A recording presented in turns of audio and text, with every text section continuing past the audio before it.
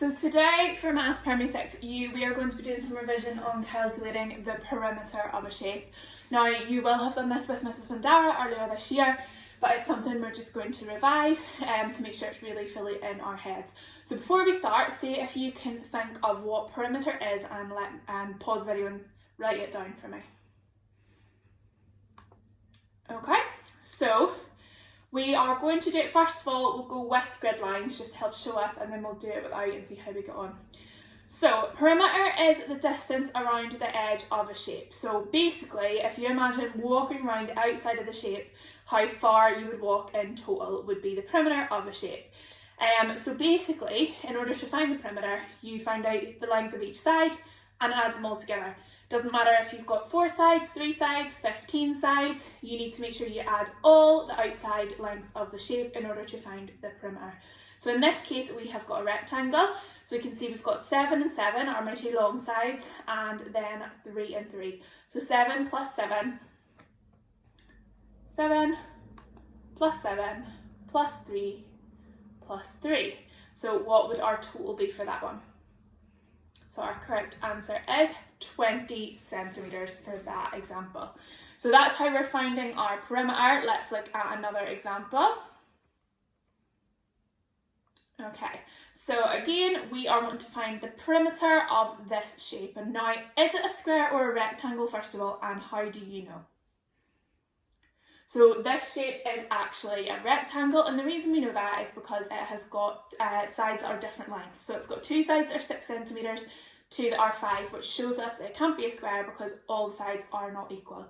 So in order to find the perimeter, we would do 6 add 6, add 5, so 6 and 6 is 12, 5 and 5 is 10, pop them together would be 22.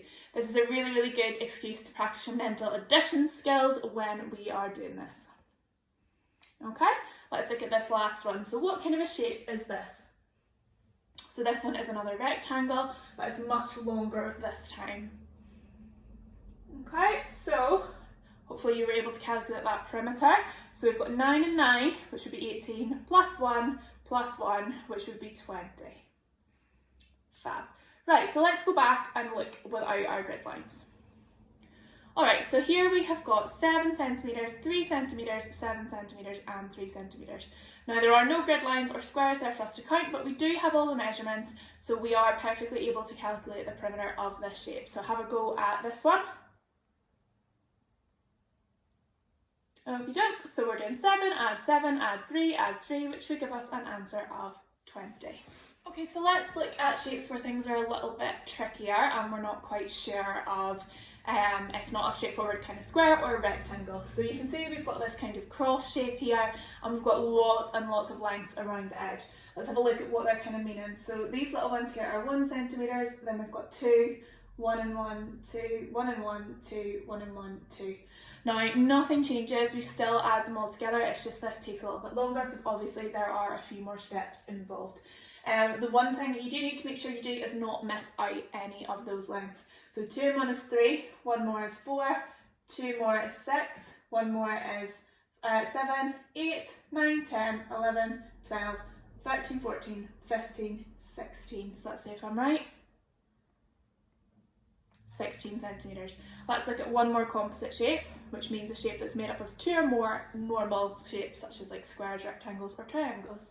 So this is our little dart type shape. So you can see it's made up of kind of 2 parallelograms that are put together, so which is a composite shape. We don't have a name for it. So again, we're just adding all of the sides together. 3 and 3 is 6, plus our 4 is 10, plus 3 is 13, plus 3 is 16, plus 4 is 20. Let's see if I'm right. Fab. So you can see there, it's a really good way to practice doing your mental math skills. So for some of the questions that you're going to be answering as part of your perimeter work, there will be missing lengths on the shape. Now that doesn't mean that you can just ignore them and just, for example, for number 4, add 8, 4 and 10, because obviously you wouldn't be finding the perimeter, you would just be finding those 3 sides added together. But if there are missing sides, there will be information on the shape that you can use to then work out what the missing lengths are. So you know that if this is 4 centimetres, this must also be 4 centimetres. If this is 10 centimetres, this must also be 10 centimetres. If this is 8, this must also be 8. and then these two sides must here be the same, so that would be 4 and 4. So it would be 8 plus 4 plus 4 plus 10 plus 4 plus 4 plus 8 plus 4 plus 4 plus 10 plus 4 plus 4. So that's how you would calculate the missing sides. Same here, we know that if the top is 23.5, the bottom would be the same. We know if this is 12, this would be the same as well. So for some of them, it will ask you to calculate the different sides that are missing in order to help work it out. Like another one is this example here. We can see this is 15, this must be 15, 23 must be 23, 23 and 23. So we would use the missing sides to find the perimeter. But again, you can't just ignore them. If there are sides missing and you just add what's there, you will not be finding the perimeter, you will just be finding the sum total of two sides, which is not the perimeter. So before you can add them all together, you need to fill in any missing sides that there are. So now let's look at some word problems to hopefully just challenge our thinking a little bit on perimeter and make us really confident with understanding how to calculate it. So these obviously don't have a shape drawn, but it gives you the information that you need in the word problem. So let's look at how we can find it and then use that information to calculate the perimeter of the shape. So Raj was painting a border on a canvas. The canvas is 30 centimetres long and 20 centimetres wide. What was the total length of the border that he painted? So the canvas, if it's got a length and a width, obviously it must be then either a square or a rectangle. So on the canvas, the width of the canvas is 20 centimetres and the length is 30 centimetres. So do we just add 30 and 20? Now think this through. So no, we wouldn't, because on a canvas, I actually have one right here.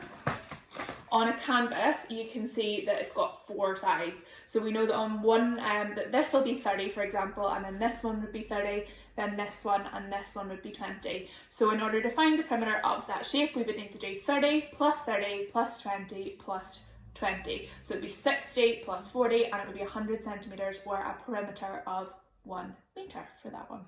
Let's look at another one.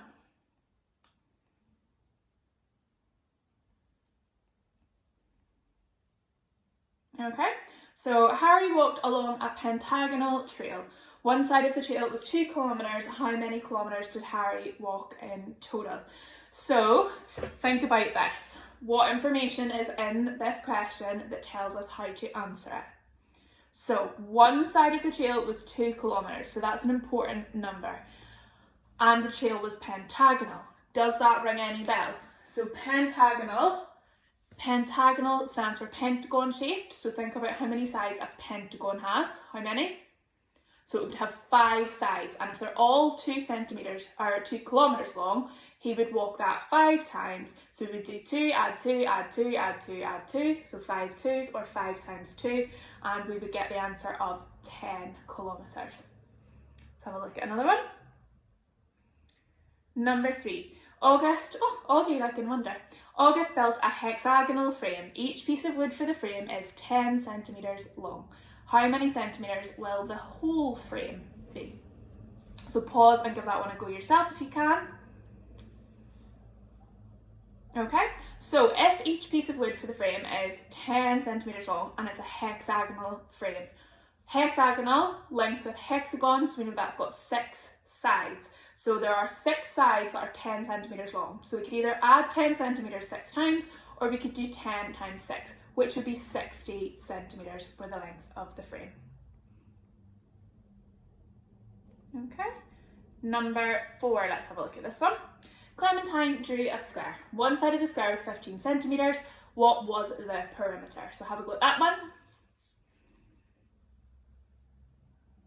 Okay, so for a square, we know that all the sides are the same length, so all of these must be 15 centimetres long. So we would do 15 times 4 to find the perimeter of the square. And 50, sorry, just completely forgot to do the calculation there. So 15 times 4, so I would do 10 times 4, which is 40, and then 5 times 4, which is 20, and add them together to make 60. You could also do 15 plus 15 plus 15 plus 15. Okay. Number 5, a farmer built a fence around his garden. His garden was 3 metres long and 2 metres wide. What was the total length of the fence? So there's something similar to the first one we looked at in this one, so have a go at this one, pause me now. Okay, so the farmer built the fence around his garden, so round a garden must mean it's closed in, so it will have 4 sides in total. If it's 2 metres long, or 3 metres long and 2 metres wide, we will have 2 lengths of fence which are 3 metres and 2 lengths of fence which are 2 metres. So it'll be 3 plus 2, which is 5, plus 3 plus 2, which would be 10 altogether.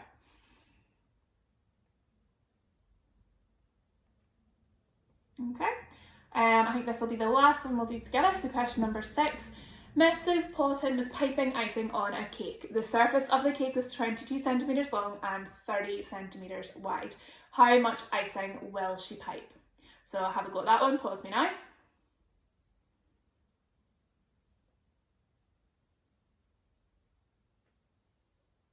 Okay, so she's obviously piping the icing round the outside of the cake if we're finding the perimeter.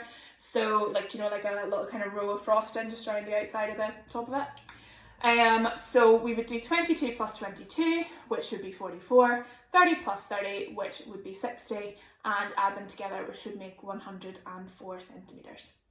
So hopefully that has given you a little bit of a reminder of how to calculate perimeter, including something that's a bit more challenging, like a word problem. So I want you to go and get on with your tasks for today.